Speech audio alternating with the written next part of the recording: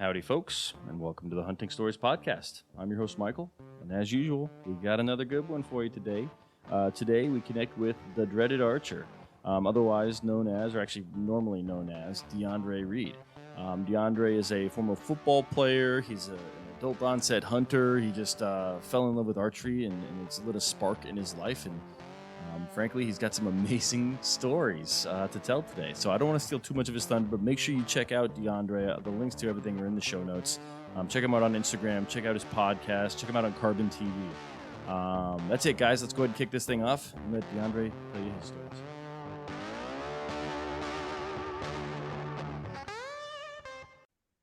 All right, DeAndre, welcome to the Hunting Stories Podcast, brother. How are you? Oh, man, pretty good. How you doing today? Dude, I am doing great. I want to say thank you for coming on the podcast, man. Thank you for being flexible. I made a horrible mistake and scheduled us to record on Halloween, not realizing that I have a 2 and a 4-year-old. My wife was like, "Nope, you're moving that podcast." So thank you, man, for being flexible with me here. Oh, no problem. I was actually in Dallas when you sent me the message like, "Yo, we gotta change this around." I'm like, "Hey, cool." And you was like, "Yeah, my kids won't go for that." I'm like, "Yeah, they won't go for it." Yeah, it's man. These holidays are like week-long events, right? The holiday falls on a week. You got to do it on the weekend, all weekend long, and then when the actual holiday hits, you got to do it again. I'm tired of candy and kids staying up late and all that. I'm ready. I'm ready to move on. Get ready for Oh, Christmas or Thanksgiving or whatever. oh, definitely. Like here in town, they had like I want to say about 10 or 15 different trunk or treats and different Halloween festivals. Like back when I was little, we only had like one or two. These kids now they getting loaded up on candy. Oh yeah, man. Oh yeah. We my neighborhood is I live in the country, right? So there's no sidewalks, you can't walk from house to house. So all of these homes come together this big park and set up like tents and just like turn the sidewalk into a crazy. It maximizes the step like children's step per piece of candy for the whole neighborhood. It's crazy. So Oh, nice. but man, we're off subject. Let's skip over the Halloween stuff, man. DeAndre, why don't you start off by introducing yourself so the folks know who they're going to hear some stories from today? Alrighty, so I'm DeAndre. I'm the host of the Dreaded Archer podcast. You can find that on Carbon TV. I'm just the guy that started hunting about 5 years ago and hadn't looked back. No way. So I know you said, or before we started recording, you started bow hunting 5 years ago. Is that you started with bow hunting? You That's, didn't hunt before that's that?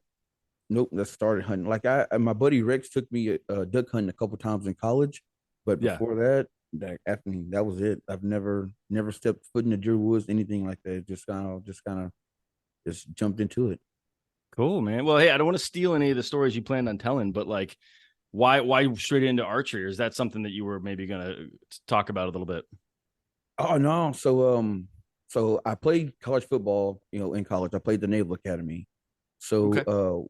so once I got done playing football, I had this void. It's like something was missing. I was partying, drinking, just trying to do something to fill that void.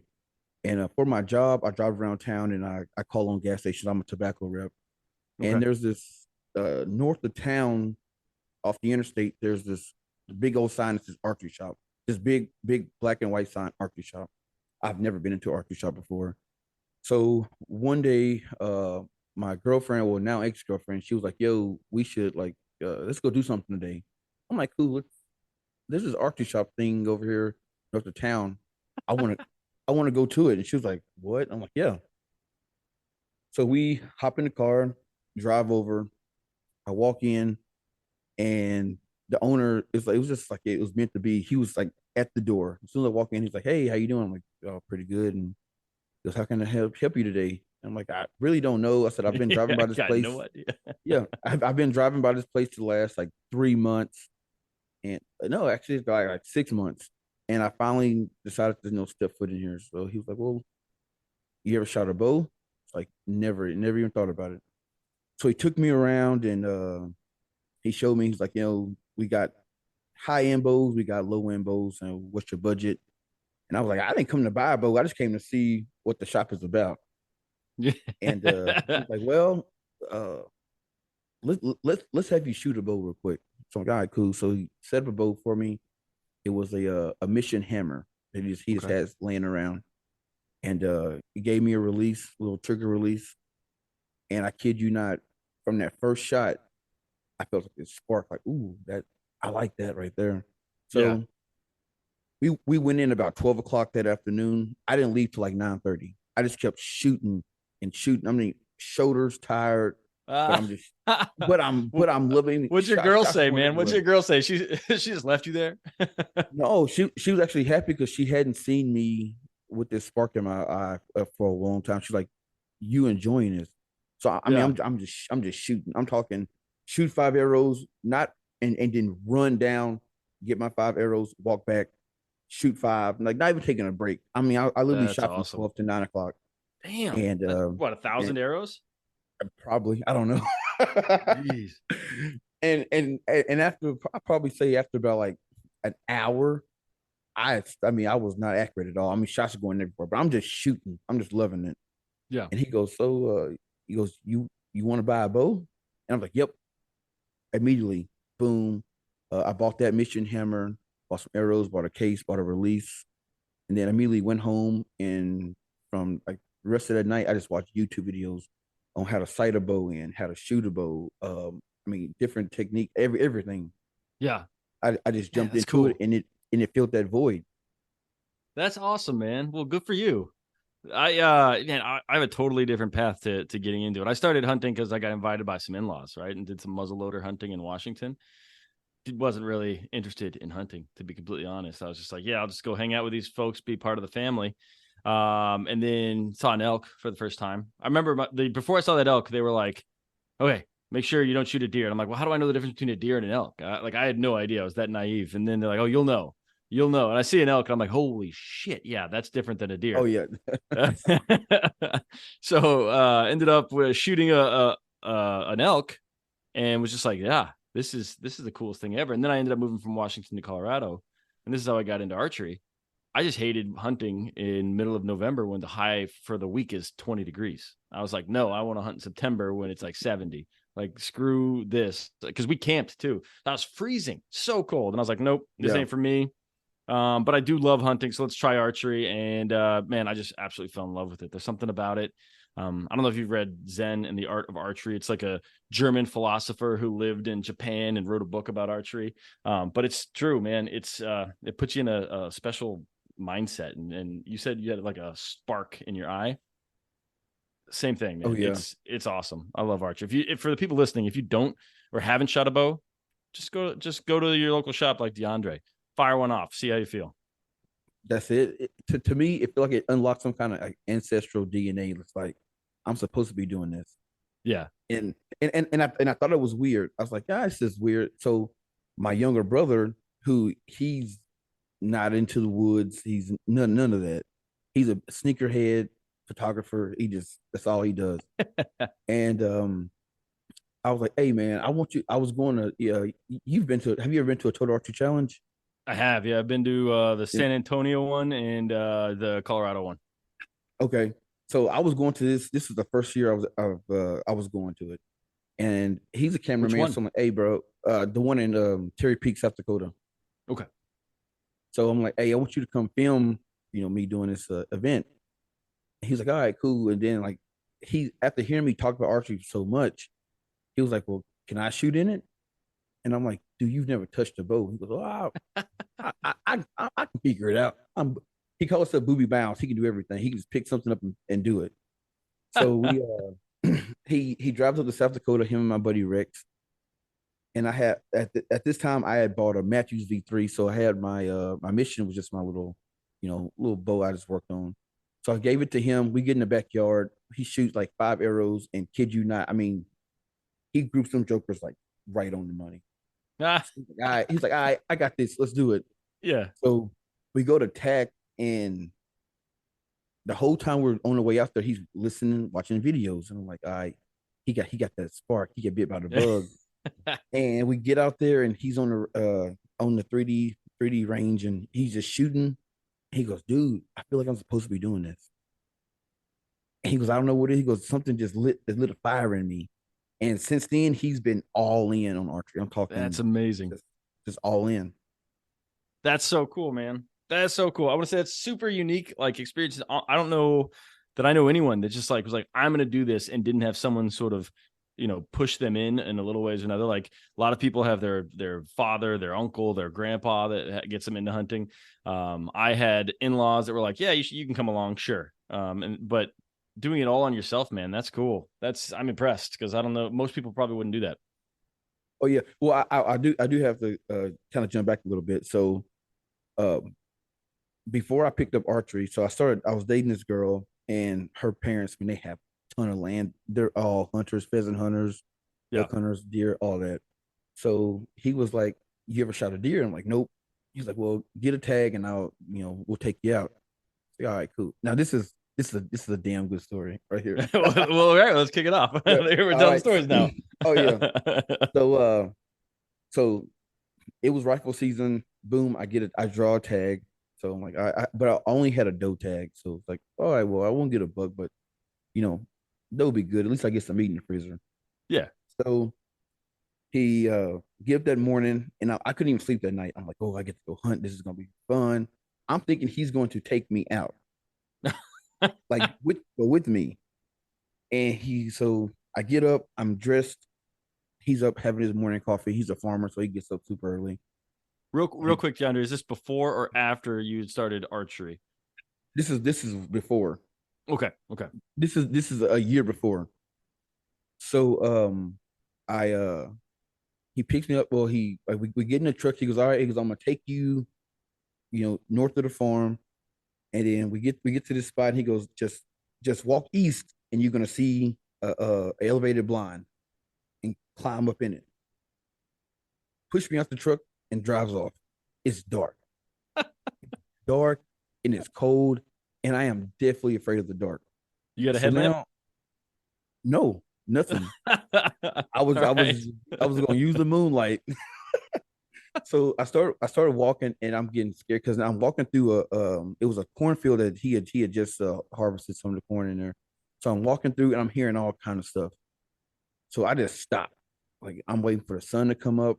I am not um I'm not walking in the dark. If I don't get a deer today, that's fine. I got all week long, but I'm not walking in the dark. So the sun starts coming up, and I can see the elevated blind. So I start making my way towards it, and I hear some crunching to the right of me, and I look over, and it's a doe. She's just grazing through the field, eating on the corn stalks. So I stop, take a knee, I load the rifle just like he told me to load it, and I wait till the sun. It's a little brighter, and I think shooting light was like 6:30. So Yeah. boom, I look at my watch, 6:30. I pull the gun up, boom, drop her right on the money. I get on the phone, and hey Bruce, I just killed a doe. He was like, what? It's like, yeah. I just took my boots off. He hadn't even like gotten back in the house good. He goes, are you That's sure you amazing. killed her? I was like, yeah, I'm pretty sure. I'm standing over right now. And him and my girlfriend, they hop in the car. I mean, hop in the truck, drive out in the field. He goes, yep, that's a good fat doe. Load her up on the truck and take it to the back. So I'm thinking, all right, I didn't kill it. Now you know how to gut it and everything. So he's gonna do all that. He hands me the knife. Goes, nope, it's on you. You gotta gut your first deer. So I'm like, you gonna tell me how to do it? He goes, yeah, you can figure it out. So I just get my phone, look up how to look up meat eater. It was a Steve Yeah. Ranella. He had a little video on how to gut a deer. I literally sat that on the truck and watched it step by step, pausing it. Each cut, pause, cut, play, pause, and then boom, I did it. Dude, And that's a good video. Here's a little something. I took a class because I didn't know how to do it either. Colorado Parks and Wildlife. You go to their class, and they like have a stuffed animal deer, and they kind of show you as that video is up on a big screen. So that's Steven Ranella gutting a deer video. yeah, That's a good one to learn from, man. hey, I'm telling you, I sent it to my brother. I'm like, hey, when you kill your first deer, here you go. This watch it step by step. It's gonna get you. It's gonna get the job done. There you And go. it works. So he's got a couple views for me. That's awesome, man. That's a great story. It's funny that you're like, nope, I ain't going nowhere. It's too dark. Yep, dude. And to this day, like I'm afraid of the dark, but every year I like push myself to stay in the stand a little bit longer, a little bit longer. Like last Wednesday, I went out. I stayed to about 9:30 and just had my headlamp, got out my saddle, shimmy down a tree, and just walk back to the truck, like right back to the truck, like not Yeah. not scared at all. Man, I don't believe anybody who's out there in the middle of the night and says they're not scared of the dark. Cause like, I don't care how brave you are. You're looking around. You know, you're looking for raccoon eyeballs that are glowing a mile away or whatever. Yep. It's spooky. What state are you in, DeAndre? I'm in South Dakota. South Dakota. Okay, I should have guessed Yep. that from the tack. Okay, cool. Yeah, man. I like whether I'm down here in Texas or Western big game out in Colorado, walking around in the dark. Don't love it. Don't love it. But it's a necessity, and it makes me feel pretty good after I've done it. Right? It's one of those things. I imagine it's like I don't cold plunge, but it's like something that sucks. You got to kind of mentally get through it, and when you're done with it, you're Yep. like, I feel better about what I just did. So I'm with you, Yeah, man. I actually have a ice plunge tub in my garage. No, there you go. Yep, I take one every morning. I go to the gym, I get back, and I just prep myself for it and tough it out. Yeah, man. I've always thought about those. I'm like, man, I always thought football players did that forever, and now all of a sudden it's popular. So I'm not Yep. surprised. But man, let's that was a good story, DeAndre. But I think I actually gave that one on accident, or I got you to tell that one on accident. So I know you came prepared with a couple. So what else you got, man? Let's keep going. This is fun. Oh, all right. So after my first year of archery hunting, or after that first year, yeah, after my first year of archery hunting, I was like, you know what, I wanna hunt with my dad because my dad, he's like growing up, he's always hunted, and Yeah. like him and my mom, they weren't together, so whenever I would spend time with them, it was normally during the fall. And my mom would drop me off at his house like early in the morning, and he's like, "All right, well, I'm gonna go hunting, and you sit here watch TV, and when I get back, we'll do some stuff." All right, cool. So eventually, I was like, "Hey, can I go with you?" He's like, "No, you don't want to hunt," and I'm like, "No, I really do." And honestly, he's right. I didn't want to hunt. I just wanted to be with him in the woods. That's pretty much all it was. Just do Yeah. something with him. And he was like, "No, you're not ready. You don't want to do it." So for my birthday that year, he got me a pair of waterproof boots. Like, all right, so I was like, oh, all right, cool. Like, he got me the boots for my birthday, and we didn't have a lot of money, so it's like you get everything pieced out. You know what I'm saying? So he got me the boots. Something. All right, for Christmas, I'm gonna get the whole suit. We're gonna be Yeah. on and popping. But no, he got me the boots, and then for Christmas a year, I got a BB gun. And he was like, "Hey, if Okay. you can master this BB gun, learn to shoot that, I'll take you hunting." So every day, after school, I get off the bus, I'm lining up cans, me and my little brother, and we're shooting the crap out of them.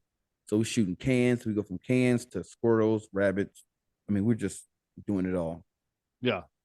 And then he like the next hunt season came up, and he like shot me a ghost. He's like, you don't want to hunt. So now I'm like, all right, cool. Like, you don't want me to go with you? That's fine. And I started playing football anyway. So I was like, I'm just gonna play football, and I don't care about the outdoors. And that's what I did. So fast forwarded, I'm now 27 years old. Uh, got a year of archery under my belt, and my girlfriend, she's like, you should really invite your dad and brother to come hunt with you. And I'm like, nah, like I ain't inviting him. He's because one, we didn't really have a good relationship, anyways. Yeah. So I'm like, I'm not inviting him at all. And my brother definitely wouldn't want to go anywhere with him. So it's like, Is this the same? Do you have one brother or do you have multiple brothers? I got one brother. Okay. I just want to Yep, make sure it's yep, the same one yep. from the attack. Oh yeah, Okay. Cool. yep. Got one brother, Nick. Yep, he's my big little brother or my little big brother. Yeah. So I'm 5'8". I got my mom's height. I'm 5'8". He's 6'4".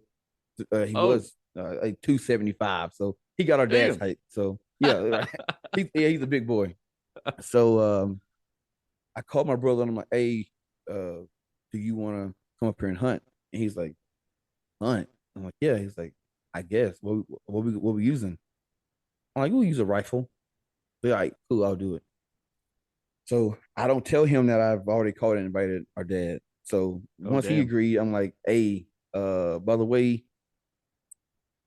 we call our dad Cheapo. That's his nickname." So it's like, "Hey, Cheapo, I invited Cheapo, so y'all can drive up here together." And he was like, "For real?" He's like, "How long was the drive?" I'm like, 14 hours. Like, I gotta spend 14 hours in the car with him. I'm like, "Yeah, pretty much." So now he's on the fence, and I'm like a nervous wreck. So the time finally comes. They got their tags. My dad's super excited because he just like he loves hunting. So they get in the car and drive up here, and I'm just like I said, I'm on pins and needles. So I'm thinking when they get here, they're gonna be fighting. This is gonna be, the trip's gonna be over before it gets started. Yeah. But they pull up about 12:30 that night, and they get out the car and they're just laughing and having a good time. And I'm thinking, boom, it's checked. It's a go. That's So, awesome. oh yeah, Could have it gone was. so many other ways, man, but that's awesome that they just Oh roll yeah, in laughing. Okay, keep going. yeah. Sorry. It was nuts. It was nuts. So, my girlfriend's parents, they live out in Winter, South Dakota, which is about 3.5 hours from where I live on the east side of South Dakota, Sioux Falls. So we drive out there. We get a hotel, and this is so my dad. He's one of those type of guys. He don't care what the hotel look like, smell like, as long as he got a bed, he cool. So this is a small town. During hunting season, all the good hotels book up are booked. So there's only this one called the Warrior Inn. It's I mean it's a it's like a 2 star. It's a two shithole. It's a two shit. sounds generous. All right. Yeah. It's a shithole. So we get there.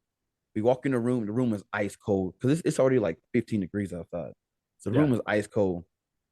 So we go to the front desk. We say, "Hey, our room is cold," and she's like, "Oh, I'll come in. Let me come check it out." Walks in and she kicks the heater. It's like one of those floor heaters. She kicks it, and it don't come on. She goes, "Yep, it's broken. I'll get y'all another room." So we get another room.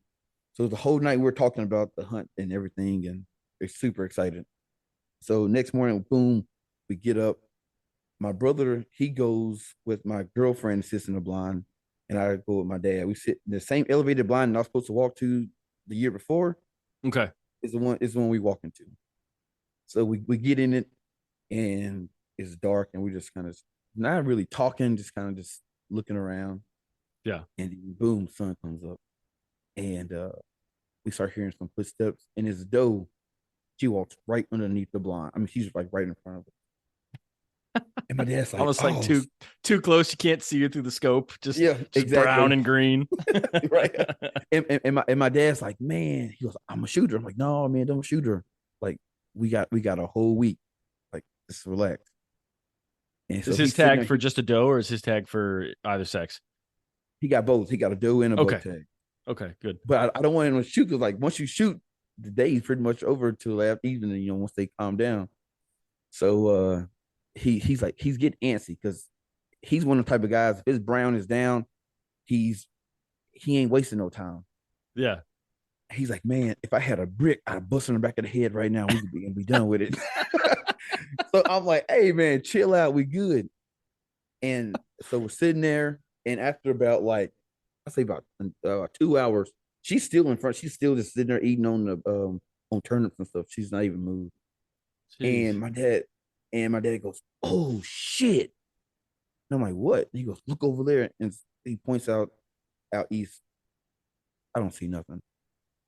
And he's like, "You see that big ass deer?" It's like, "No, I don't see no deer." And he goes, "Look by that fence post." So I get my binoculars, I look, and all I see is a tip of these antlers.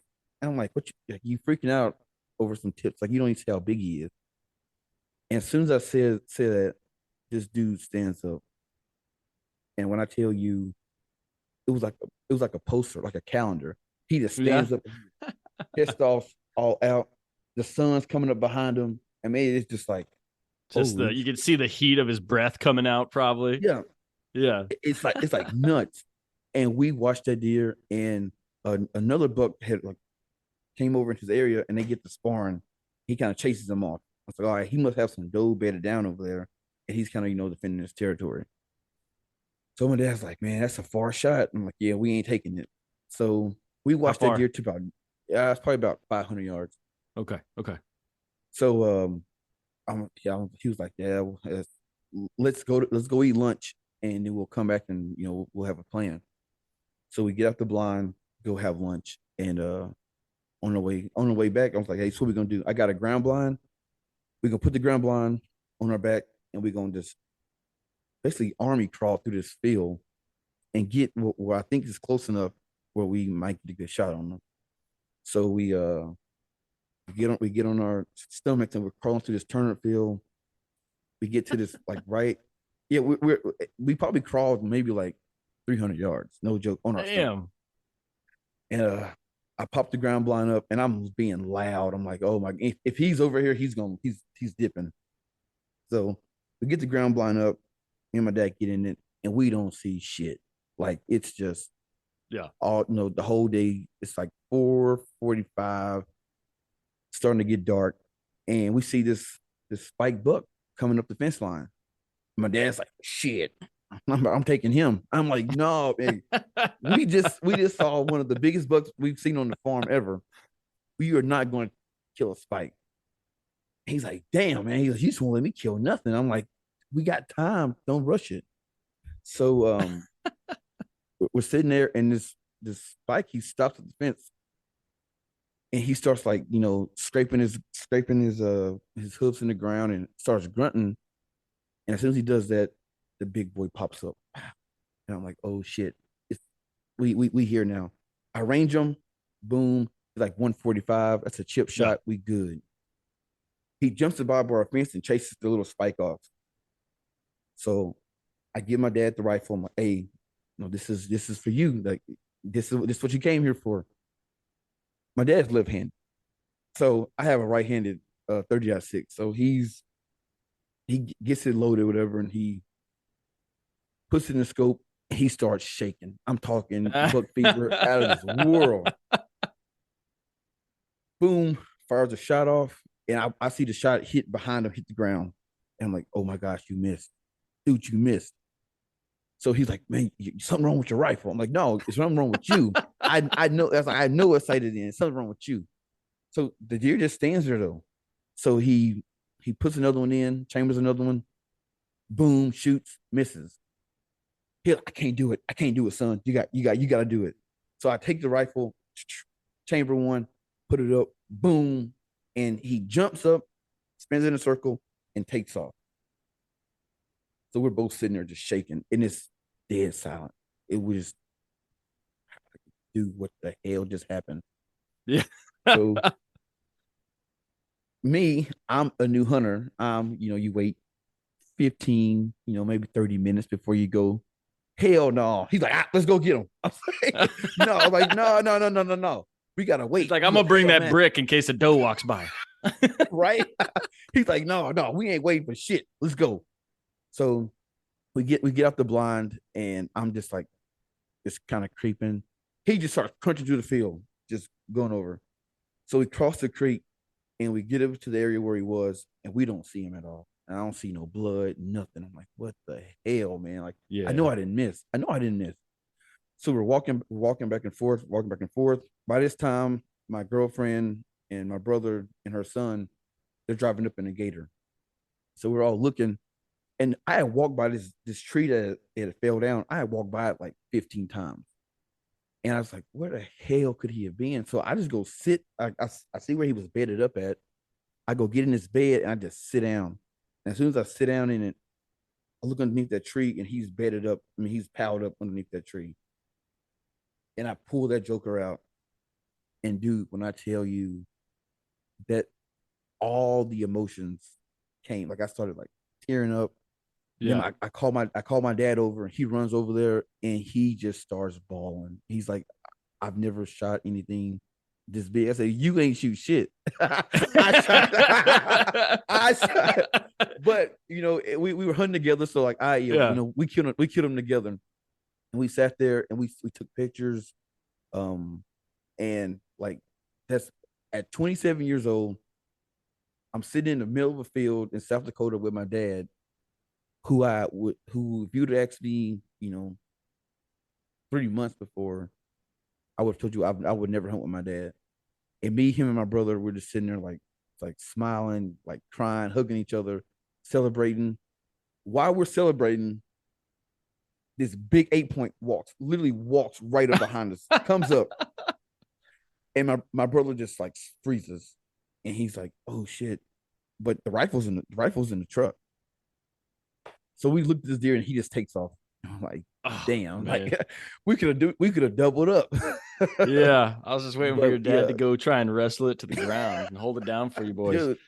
dude, dude, he's a wild man, dude. He just like he loves the outdoors, love being in the woods. If there's any person on this earth that loves to sitting around a campfire, drinking beer and telling stories, that's it's my dad. And we all bonded off that trip. Like that trip right there, like it totally repaired our relationship. Like me, him, and my brother. That's Well, amazing. me and my brother, we've always been close. But Yeah, with our dad, nah, not at all. But now like, we talk every day. We are always sharing different hunting stories, sharing hunting tips, different techniques and stuff, strategies. He started playing the food plot. He started last year. His first time ever doing the food plot. So I'm trying to teach him, the stuff that I do and stuff around the farm.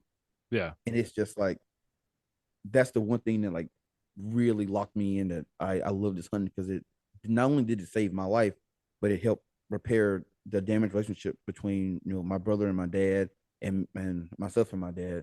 So like that's that really was amazing. dope.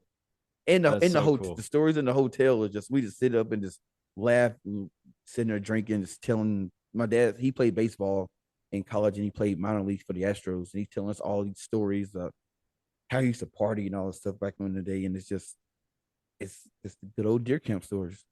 Yeah, yeah, that's what it's all about, man. That's so awesome. I'm jealous. I mean, I'm obviously so like, well, my father and I, we don't have an estranged relationship by any means, but he's got no interest in hunting, and so like we aren't super close. And I ask him every time, I'm like, "Hey, you want to come? All you gotta do is sit in the blind, just hang out." And he's not interested. He doesn't want the meat. It's just not for him. So like hearing that like your relationship with your dad went from where it was to hopefully where it still is now is Oh yeah. awesome, man. That's too cool, and that's what hunting's all about. And that's what I love about it is the relationships that I've built with everybody I've been in camp with. It may not be my dad, but the folks you spend time with in camp and you tell your hunting stories with are your best friends. It's pretty cool. Oh, definitely. Now that particular year, I mean, I got so many stories from that year because the best. We'll keep going. Hey, here's the best one. All right, so me and my dad, we just killed this monster, and we call him Captain Hook because his antlers Okay. are all they go forward and they're all like jagged like hooks. So Captain Hook's down in the basement right now on the wall. So my brother sees that we killed this nice deer, and now he's like, I gotta get one either the same or better. Okay. So he's letting like him and my girlfriend or ex girlfriend or whatever. They're sitting in the blind together, and she's like, "Yo, your brother's letting a lot of deer pass. Like a lot of like they're not super nice bucks, but I mean he paid $350 for his tag. He didn't want to go home empty handed, and he just letting deer pass. And then when he stops seeing deer, if he don't see deer within like an hour, he's moving. Oh, this is a shit spot. I'm leaving. Yeah. So he waits till the last day. I mean, it's the last day. He's sitting in the blind, and he's like, it's me and him on this last hunt. He's pissed off. He's like, man, I came all the way to South Dakota, and he's saying this. He's being very verbal about it. He's like, I came all the way to South Dakota. I lost my job. I said, you lost your job? He's like, yeah, my boss didn't give me time off, so I just left. So and he was like, What oh was he man, he was doing? like, What was his job? he worked for Fox Radio, Fox Sports. Okay. So he was a radio host. So No shit. he just, yeah. So he just dipped out. So because he had said that he told the guy that, hey, I'm taking this week off. The guy approved it, but then I guess he forgot to put it down, and then like he had him scheduled for some stuff. It was Texas high school football is big, so it was Yeah. the playoffs. It was the playoffs, and they were supposed to be calling the game at Texas Stadium or not, at AT&T, and he Okay. said he dipped out. So he lost his job, and he's like, all right, I'm gonna leave with nothing. I mean, he's pissed off. So around this time, that same little spike that my dad was gonna shoot comes running up down the fence line. Now we're on the opposite side of the farm, so I'm like, I think that's him. He comes up and he stops, and my brother's like, I'm gonna shoot him. I was like, well, shit, go ahead, shoot him. At least you won't leave empty handed. He shoots and misses, and little Spike runs off. So he's like, man, I'm sick of this shit. Lord, let's dip. I want to go back to camp and have some beers, or whatever. I'm done hunting. All right, bro. Like, you sure? 'Cause we got like 45 minutes left. He said, no, man. Like, fuck this shit. I'm out. I don't want to do this shit no more. So I'm like, all right, bro, whatever. You know what I'm saying? So he gets out the blind, and I'm getting all the stuff together and putting in my backpack. And I hear him tapping the blind. So I look back, and he's reaching his hand. And he's doing this right here, like, give me the rifle, give me the rifle. Yeah. I can't see shit. I can't see what are you looking at. So I give him the rifle. He just tries to just stand up and shoot, and I see both his legs start shaking, just shaking. So I'm like, what is he looking at? And I'm looking, and I can't see anything. I said, hey, dude, lean up, brace yourself against the tree, and calm down, take the shot. He does. He leans up against the tree, pull the trigger, boom. And I'm like, did you get him? Yeah. He done. He down. I'm like, I was like, what was it? Oh, it's a big book, man. It's a big book. Yeah, it's a big book. Okay. Whatever you say. And whatever you say. So we start. So at this time, my dad comes walking over the hill. He meets up with. He goes, I heard a gunshot. Y'all shoot something? The Nick said he shot a buck. So my dad hadn't even seen him yet, and they start celebrating. Both of them celebrating. I said, you don't even know if you got him or not. No, I know I got him. I know I got him. So as we were walking up to walking across the creek to see his deer, this doe hops out the creek. My dad, I wish we could have recorded this. This doe jumps up out the creek. My dad has the rifle. He already had one in the chamber. Safety off, pulls up, boom, and drops her ass in stride. No way. Like full sprint or like a trot? Like a trot. Like she had jumped up the creek and she was like trying to because she was getting ready to jump over a barbed wire fence. Right as she gets ready to jump that fence, he just and just drops her right there. Wow.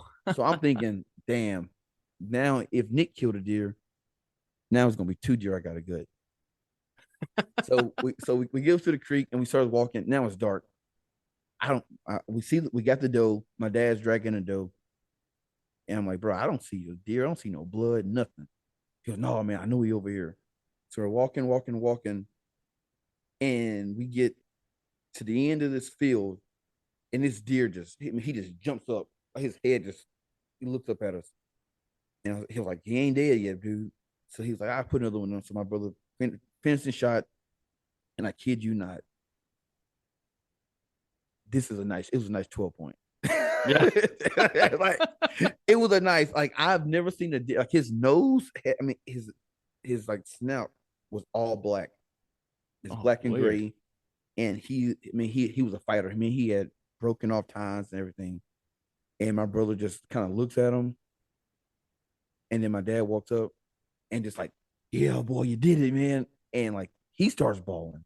Like, my brother don't cry. Yeah. I've only seen him cry a handful of times. And like they hug each other, and boom, like we get the picture, and we start dragging this deer back. Now, his antlers was nice, but his body, I've never seen a deer. That boy was thick. His neck, everything. He was like that meme. That's a thick ass boy. Yeah, thick boy. He was a thick one.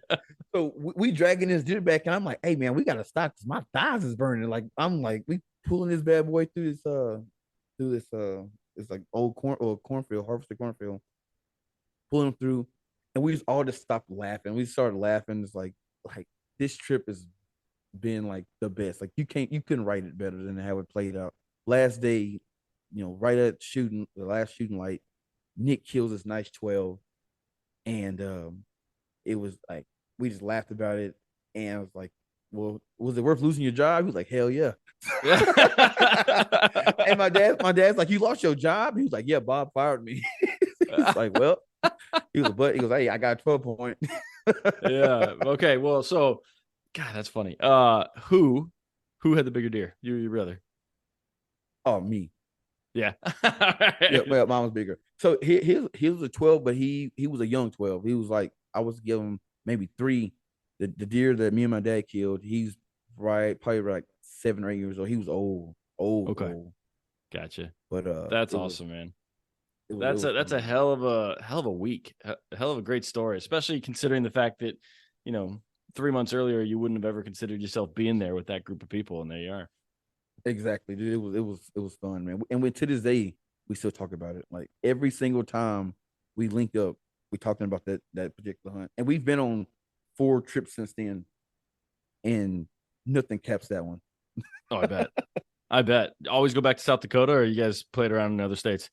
Always South Dakota. Like I said, my ex girlfriend, her parents own like 12,000 acres. So it was Okay. like, hey, Damn. we got 12,000 acres to play with. So let's do it. Gotcha, man. They still let you hunt there? Nope. Nope. Ah. When I lost her, I lost the land. Yeah, yeah. No, that's understandable. I That's get how I that. go. It's a shame. That's funny. That reminds me of all those other memes where it's like an old lady that like has a bunch of land and it's, you know, it's like you're flirting with the old lady or trying to hook up with the old lady to get access to the sweet land. That's It's it. ridiculous. All right, man. Well, that's a good one. What else? Do you got any? You got any archery stories, or you tell me you came prepared with a few? I'm assuming. Oh yeah, oh yeah. So last year my goal was to kill a mule deer on public land because I could Okay. ever since I started hunting I've always hunted private. So I'm like, you know what? I got to do this public land stuff because I'm not gonna have access to this land forever. Yeah. So I got to figure out how to do this public land stuff, and I want to kill a mule deer. So let's knock out 2 birds with 1 stone. So uh all summer long I was like finding spots, in the hunting atlas, like different walk-in spots, and going out, putting boots on the ground, just kind of seeing, where I can hang a stand, or if I want spot and stock, where I'm gonna make my moves at. So I found this place out west here in South Dakota, and in order to get to it, you got to get permission from the landowner because you got to walk through their land to get to the public. So pull up, ladies outside, and she's like, "Can I help you?" I'm like, "Yes, ma'am.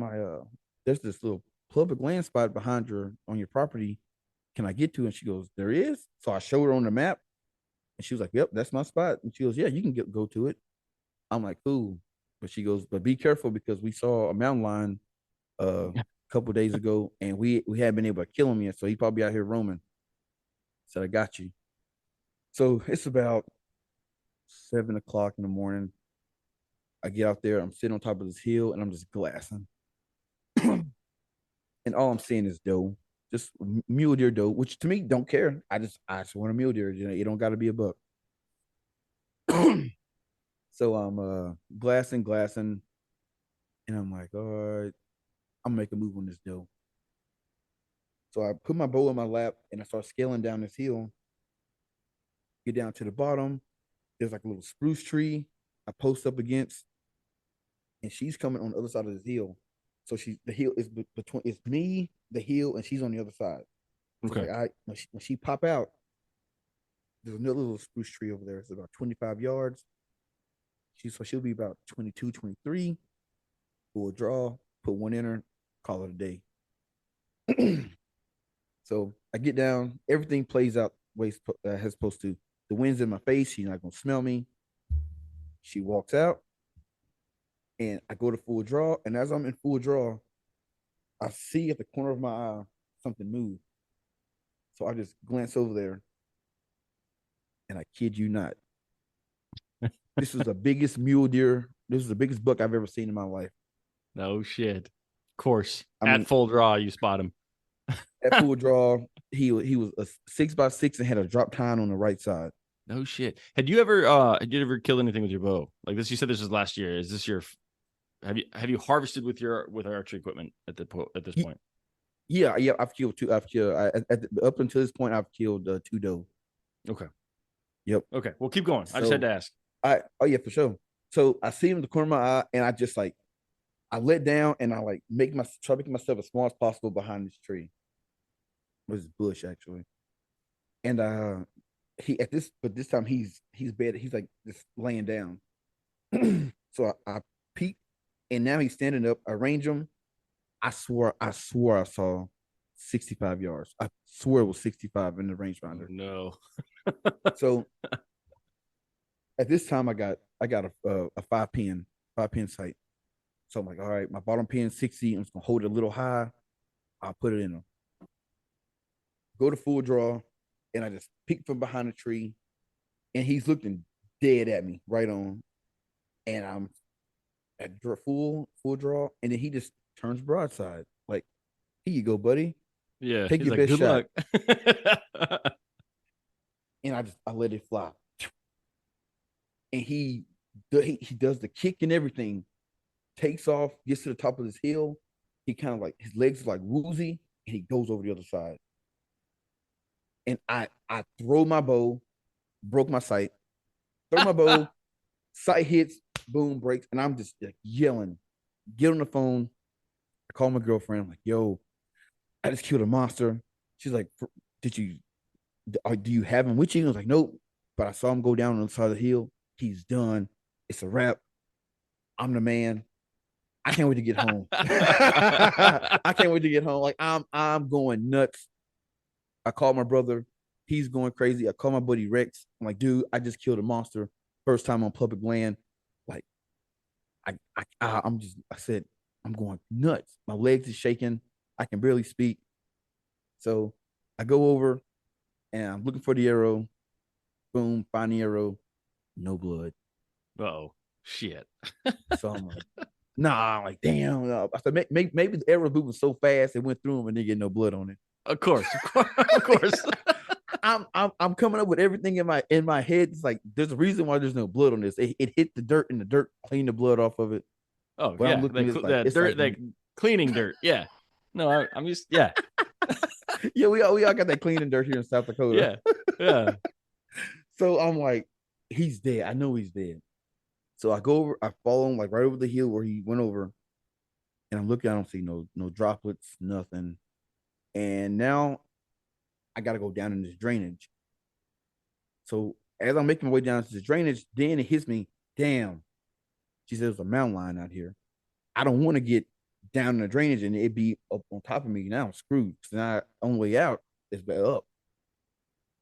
So now I got the mountain lion in my head. I'm looking for this deer. I can't find it. I get down in the drainage, don't see nothing, and then all of a sudden, and doe just jump out everywhere. They're running up. They're all running. So I mean, his drainage was full of doe. So I run on top of the drainage, get up to the top little high little peak, and I see that bastard hopping away. And he stops in the middle of the field, looks back at me. And at this time, I got my bow, but I don't know that my sight is broke. So I range him. He was like 50 yards away.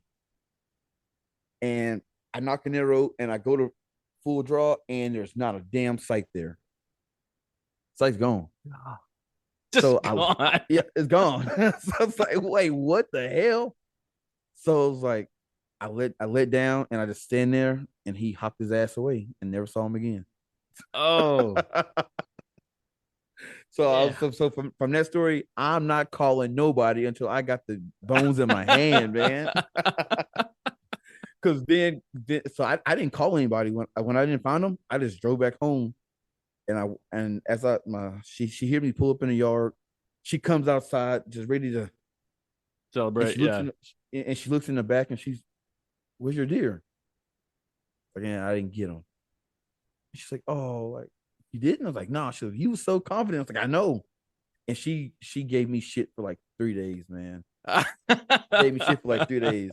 Like anytime I would say something like, "Oh yeah, like you take out the trash," I took out the trash. Are you sure? Or did you miss it like you did that deer? I'm like, oh shit, man. Like it's always just giving me shit like that. That's too funny, man. That's too funny. So, missed the deer, and I broke my sight. So, gosh, how long until you told your brother or your other buddy you called up? No, I called them when I got to the house. Yeah, because they were because I was hunting 3 hours away from where I live. So the whole time I was driving, they were calling me like we're like calling and texting. Where's the pictures, man? You know, like what's up? Are you okay? Yeah. And I'm just driving. Won't answer the phone. So Damn it. once I got home, I what you call it, let them know like, yep, I missed it. And it was like, oh man, it happened to the best of us. My brother was like, you missed? How you missed?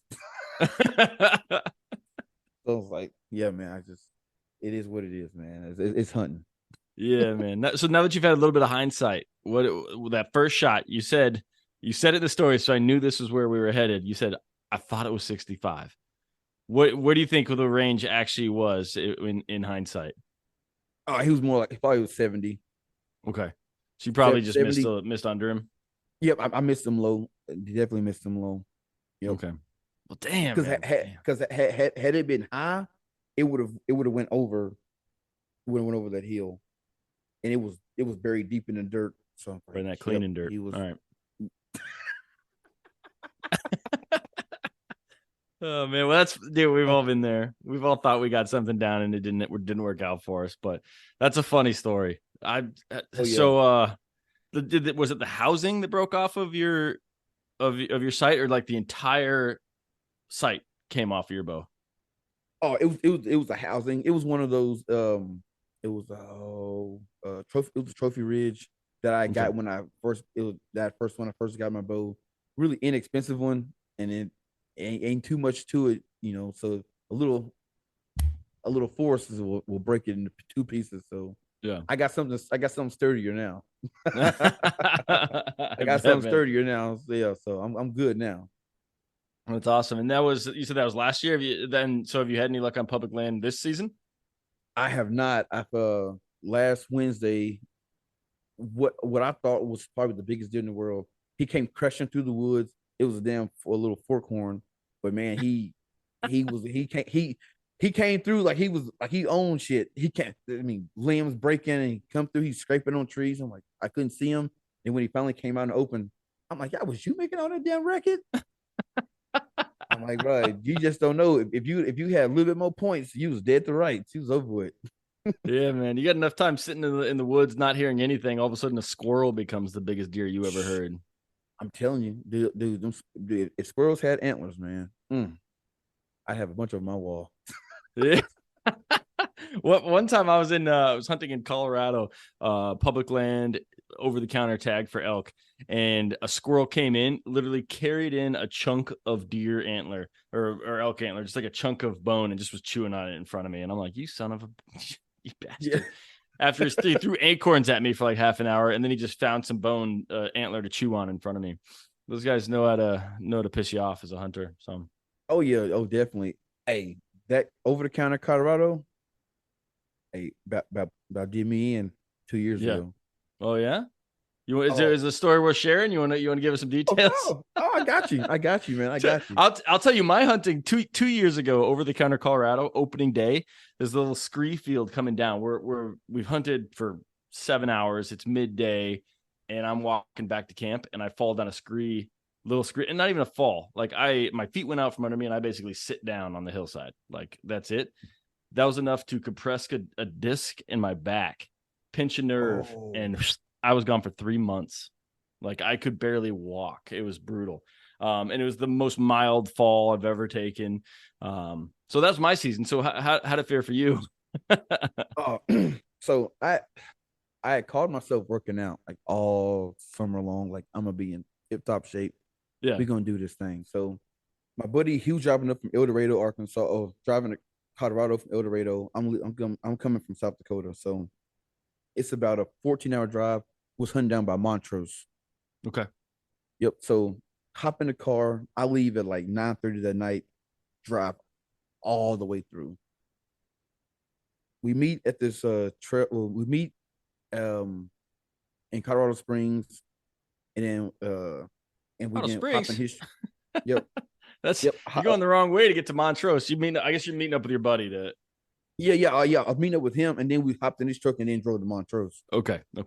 So we get there, and in his mind, he was like, "Yo, we gonna get to a trailhead, we'll set up camp, and we'll hunt in the morning." I'm like, "No, scratch that shit. We hunt now. It's like 2:00. We gonna get an evening hunt in."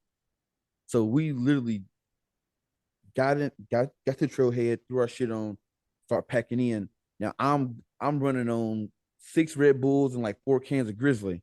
So that's about all I got. And and we started hiking up.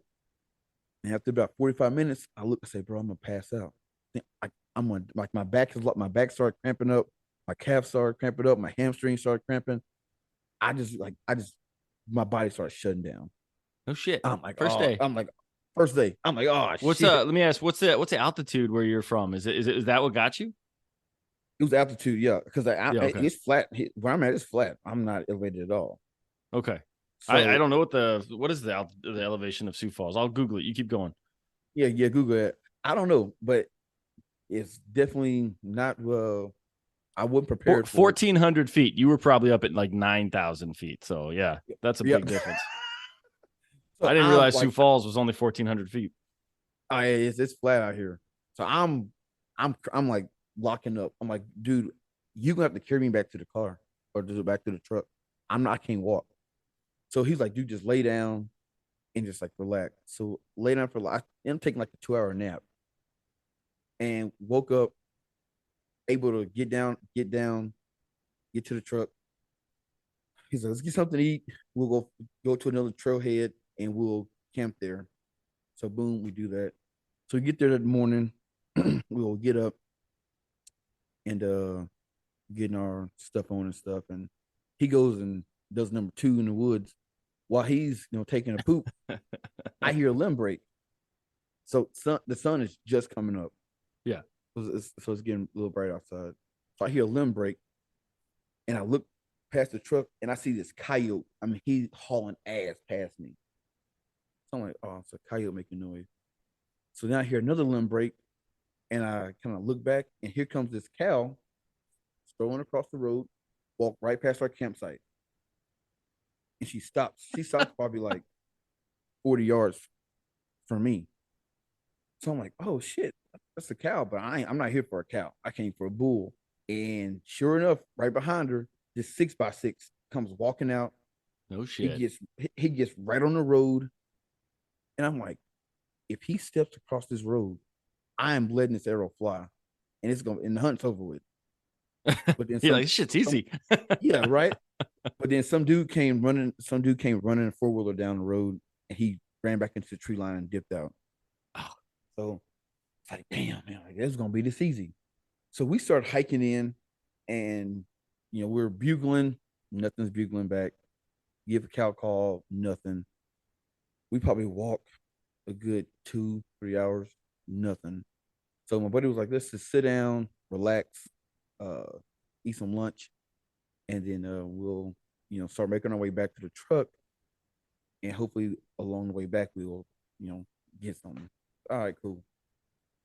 Eat, take a little light nap, starts walking back, and we're walking through this aspen grove. And we're walking, and he's cow calling, nothing. And probably about 5 minutes later, he goes, "Oh shit!" Looks him, and he points to the left. I look, and dude, this 6x6 comes. I mean, he's coming in hot. So by the time we could like get set up, he'd already closed that gap on us. He was like, we ranged him. He was like 80 yards, and he had closed that gap like that. So he's about 30. Oh, now I know but during the time I didn't know how far he was from us. It was about 35, 40 yards. yeah. And it was three trees. They were big old like pine trees. Not pine trees, like I guess like little evergreen trees, whatever. Almost Okay. like a Christmas tree. So he starts walking behind those. So he gets to the last one and he stops. And we had a crosswind. So like he can't smell us, so we good. But it's like I'm like at that time I'm not an experienced enough archer, and even to this day I don't think I would still take that shot. It's like I could probably squeeze it through them branches, but I'm not gonna do it. So Yeah. I'm at full draw, and Rex is behind me, and the elk, he won't move. Like, dude, one more step and you're toast. You're toast. And I felt the wind hit the back of my neck. I felt the Oh, snitch hit the back of my neck, blew my scent right towards him. He takes off. yeah. And he was long gone. He's probably so. I mean, he was getting small. He was gone, and I was still at full draw, and I was just shaking. So I could smell him. I mean, Yeah. and Rex was like, dude, let down. And I'm like, I can't. And I was just full draw, shaking, legs locked up. Like, dude, I've never experienced anything like that before. Yeah. I mean, That's cool. and then we ranged the tree. He was literally exactly 30 yards away. Had he taken one more step, boom, 30-yard pin, shot. We take an elk home, you know what I'm saying, that night. Yeah. That's and cool, man. and we didn't see Was there a elk for that ton week. of brush, or could you like see his like vitals, but there were like sticks and stuff, and you just weren't quite sure, or how No, thick was the the window? I could see his vitals, but Yeah. it was like you could see where the tree was like thinned out, and I could see his vitals, but it's like, man, it's gonna hit a couple branches before it get to him. Like, there's no way. Yeah. And to this day, like I'm a better archer now than I was then, and I still think I would take this shot. Yeah. Man, that sounds so. I killed an elk with my bow this year, and we got the whole thing on video. If you check out my Instagram, you can see it there. It's pretty awesome. I'm hunting with my buddy Jermaine Hodge. He's a world champion elk caller, and like I see this elk, and I'm like, stop, Jermaine. And the elk just walks right up, and it's just branches, basically covering everything. But he's quartering too, and I'm like, oh, and Jermaine's like, knock an arrow, and I'm like, oh shit, I should knock an arrow. And like I looked at the bull, and his head's right behind these trees, so I'm like, all right, he can't see me. This is actually going to be all right. So it sees Jermaine. Jermaine's standing there. Jermaine's a little guy. I'm 6'4". Jermaine's 5'8". So it sees Jermaine, but it doesn't see me, amazingly. So I knock this arrow, and Jermaine goes 40 yards. And I'm like, oh, okay. So I pull back, and then I go, Jermaine, there's a lot of brush. Can my arrow make it through that? And he's like, oh, you got this. It's just like having a little like guy on my shoulder, just like whispering everything I needed to hear. And I let it rip. It turns out it was 37 yards. And I maybe hit one branch, but that bull was instantly dead. And so, like, Yeah. I don't know. I'm with you. I never would have done it, man, if I didn't have someone telling me you got this. I've actually let down on a turkey once because there was grass in front of me and the turkey. And I'm like, my arrow could have gone right through that grass. What am I worried about? So, yeah, if you hit a big branch, but I mean, I don't know exactly what it looked like, but I bet you should take some shots through some branches sometime, and I bet you'll see that you had that bull dead to rights. I have ever since then. Like that was 2 years ago, and I still replay that moment, that scenario in my head over and over and over again. Like, I could have taken that shot. Like I could have. And were the branches like the entire 30 yards? Like there's just periodic branches, or were they all right by him because he was right by the trees? Oh no, it was nothing. It was like it was all open. It was just clear until right next to him. It was just clear, just that's right next to him. Yep. Ah, man, you had him. It's like he knew. He's like, if I step out here and where he can see me, I'm done. Yeah. Man. Yeah, it was. That's how it goes, though, dude. Over the counter public land archery. Good on you for even getting the opportunity. Like I've done that for 5 years, and I've only pulled my bow back once. It wasn't until I drew a limited tag that I actually harvested an elk. It's hard, man. So good on you. Oh, it is. Like, up until then, I had never seen an elk in person. So, one, I didn't realize how big they were and how quiet they are. Like, to be as big as they are, they move through those woods, quiet as hell. Yeah. Man. Yeah, they really do. It was dope. I loved it though. I loved it though. Yeah, are you hooked? You going back every year? South Dakota even has elk now. Are you going to start putting in for that draw? I've been putting in. I got 4 years of preference points, and but you're looking at a minimum 10, 15 years before you draw. Okay. Time to make you better archer, right? Yep. Be a better archer, and so until then, I'll just keep doing over the counter, Colorado, and I put in for like in Wyoming and Montana, Utah. Just keep putting them in till I draw. Good for you, man. Good for you. Yeah, I'm collecting points in a couple states, but right now just Colorado's the only place that I stomp around. So, well, cool, DeAndre. You got any other stories for us? I tell this to everybody, I'm not going to stop you. I'll listen to stories all night, but if that's what you came prepared with, then we can wrap this thing up. Oh, I got I got one more that's pretty interesting. All right, let's do it. This is not this is duck hunting. So it's a pretty cool story though. Is this So South Dakota like duck hunting? no, we were actually in South Arkansas. Okay. So I've heard both places are awesome duck hunting, by the way, but continue. Yeah, oh yeah. South Arkansas, they got a nice a nice spots for duck. Ton of them. Yeah. You know. This is one of the major flyways goes right through there. But yeah, go ahead. Yep. So my buddy Rex, he was one of my fraternity brothers. He was like, "Yo, I'm gonna take you duck hunting in the morning." I was like, "All right." He's like, "You ever done it?" I was like, "Nope." All right, cool. Well, let's go. So one of our other brothers let me borrow his waders. So got a shotgun, got my waders. He got the decoys. Boom, we out. So we get to the little water hole, and we start hiking in or walking in, and the water is up to our waist. Yeah. Me a little higher because I'm a short dude. So and it's dark. So one is dark, so I'm already scared, and I'm in the water. I can swim, but you can't swim in waders. You're gonna die if you get, you know what I'm saying. So yeah. I'm like, this is already sketchy. But since I'm so alert with everything, I'm paying attention to everything just in case shit pop off. How am I gonna get out of here? Yeah. All right. So we started walking, and there's these two posts in the water. So Rex is in front of me, a couple steps, and he walks and he kind of reaches his leg out and he kicks and he goes, "Hey man, there's a log right here.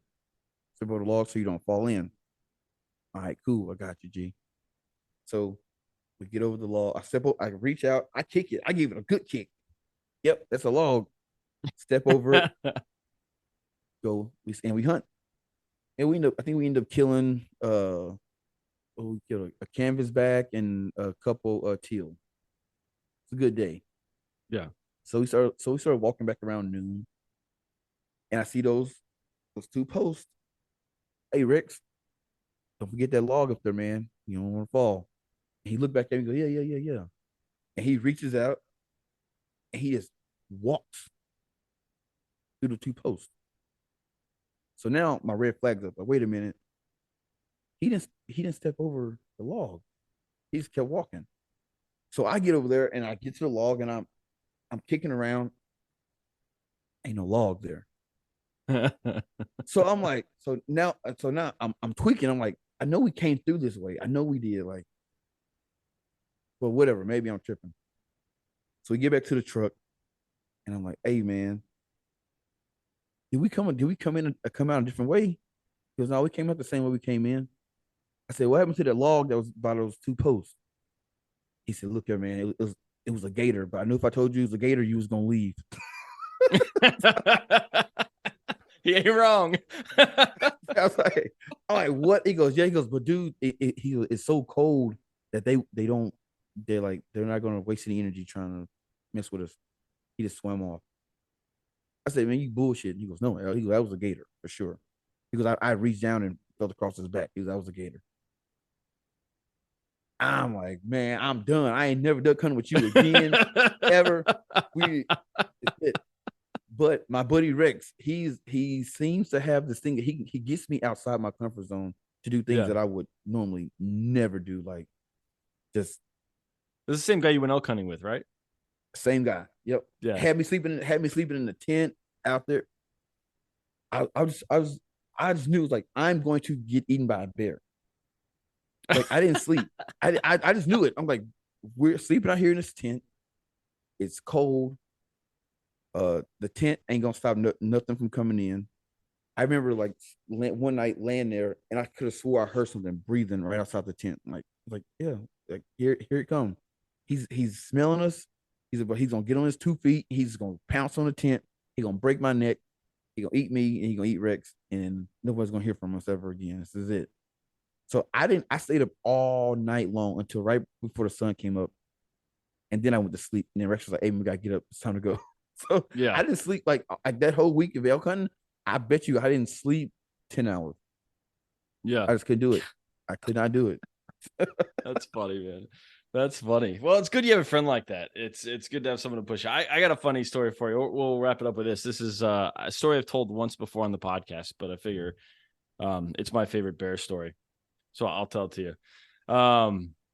It's not even hunting related, but it's funny, so I'll share it. It's college, so I don't know how long ago, but I'm with my now wife, and we're camping. We're with like 8 or 9 people, and we're drinking in the woods, and we're having fun like you do, and like we don't care about anything. We don't put anything away. We're eating Doritos. Like the campsite's a mess. Now I will say when we leave, it's better than when we got there, but we go to bed. We had too much whiskey. We went to bed and we did not clean up camp.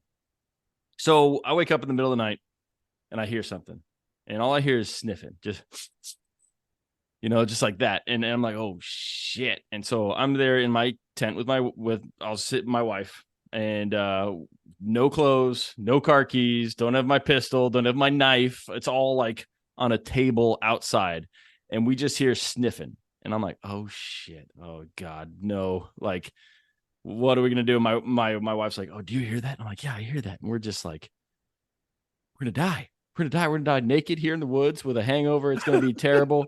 Like we're literally just holding our hands. We're squeezing our hands so tight that we like it's painful. And we hear the sniffing just continues and continues and continues. And then we start to hear the bags of Doritos and the trash being pushed around, just like the rustling of, like those, I don't know what kind of that is, but like the aluminum bags that Doritos come in, right? And we're like, oh shit. And so like, and then all of a sudden we hear the sniffing going away, and it walks off into the woods. And I'm like, oh, thank God. Thank God. And then it comes back, and we're like, oh shit. Like the bear brought the friends. And like, we're, and so it's just like hours and hours of just terrified, naked horror where we're like, we don't know where any of our stuff is. We don't know. We're trying to develop a game plan, and we can't think of any possible solution where we don't just get eaten. Like, it's just terrifying, and we're probably still drunk. But you can only be so scared for so long before you eventually do fall asleep. And so eventually we fall asleep, and everything was fine. The next morning we're having breakfast with everyone. And we're like, oh man, that was crazy. That was a crazy night. And everyone's like, yeah, we drank a lot. Like, no, after we went to bed, did you guys hear that bear? And everyone's like, what are you talking about? We didn't hear any bear. And yeah, like we were laying there, and we heard sniffing, and we heard something pushing around pushing around all the stuff in the camp. Was the campsite a mess when you guys got up? And like, no. And then this one guy was like, no, I don't know what you're talking about. Like, I had a runny nose, and I didn't want to like wake up anyone in my tent. So I got up and I cleaned up camp. I didn't see any bears all night, but I was up for hours cleaning. And we're like, are you kidding me? So it was just a guy with a runny nose. But I'm not kidding. For like 3 hours, my wife and I we were the most scared we've ever been because of a drunk guy with a runny nose not wanting to keep anyone awake. So not a hunting story, but a bear story. So, not even a bear story, right? Hey, it have had me shook. I would eventually like, hey, two things. Either I'm gonna die here, I'm getting out and running. Yeah, I'd have got out and ran into him. Right.